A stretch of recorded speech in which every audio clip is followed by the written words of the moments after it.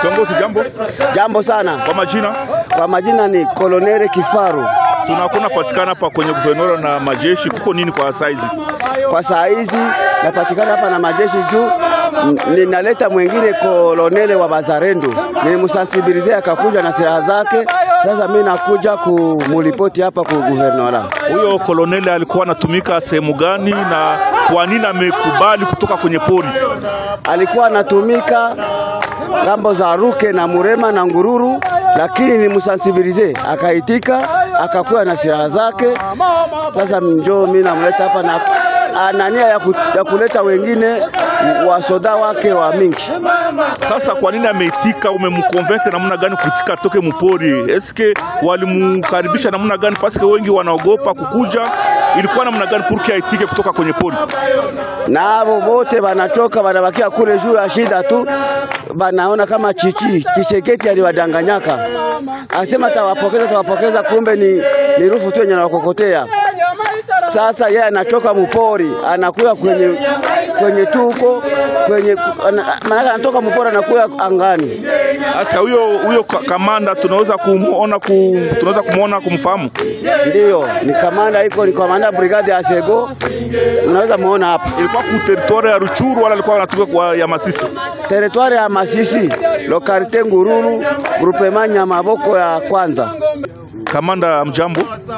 Jambo sana. Kwa majina wewe ni nani jina lako? Kasema Chinyalani. Jina langu Dunia Hamugabungu. Kwa nini umetoka kwenye pori kwa leo? Na nirayefona hashoboye niyo mpamvu naje gukorana n'abandi kugira dufatanye igihugu cyacu.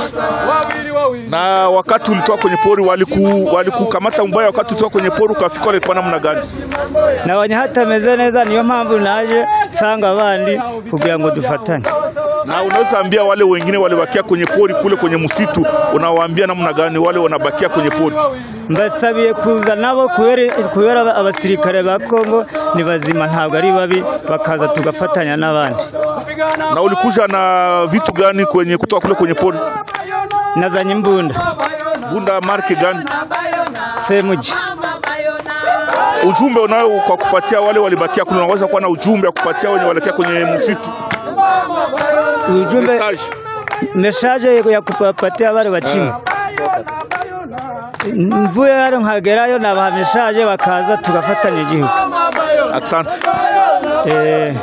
Leo ni siku kuu sana. Leo ni siku kubwa ambao vijana wa Wakongomani wameitika kutoka kwenye pori, wanakuja kujenga nchi yao pamoja na chama chetu cha AFC M23. Unajua Bwana Chilombo amewagawanyia wa vijana masilaha, amewagawanyia kiolela masilaha, wanaenda kwenye pori, wanafanya hizo group arme, wanafanya hiyo wanaita wazalendo. Sasa hiyo wazalendo inawatatiza sana raia. Na ndio wakuu viongozi wa chama walisema hao wazalendo sio adui wa chama chetu cha M23. Hao wazalendo ni Wakongomani, ni vijana wa Wakongomani. Na kwa sababu sio adui, tuwasogelee, tuwazungumuzie, tuwasogelee, tuwaimize, tuwamobilize watoke kwenye pori, wakuje wajenge nchi yao. Sasa leo tunayo furaha kwa kuwa tumepokea ndugu kijana ofisia huyu ambaye unaona nyuma yangu, ambaye ameitika mwito wa mkuu kiongozi wa jimbo letu, governor wetu Bwana Erasto Bahati Musanga. Amekuja leo na ndio maana tunapatikana hapa kwa ofisi. Yeye Kanali Dunia Ntamugabumwe anatoka kwenye groupement ya Nyamaboko Premier, eneo za Ruki, ni huko katika mtaa wa Masisi. Watu ambao wanajua ile eneo inajaa wazalendo, lakini yeye na wengine vijana wengi ambao umeona wameweka morale hapa, wameitika kutoka katika pori, kutoka katika maovu hayo na kukuja kujenga nchi pamoja na sisi.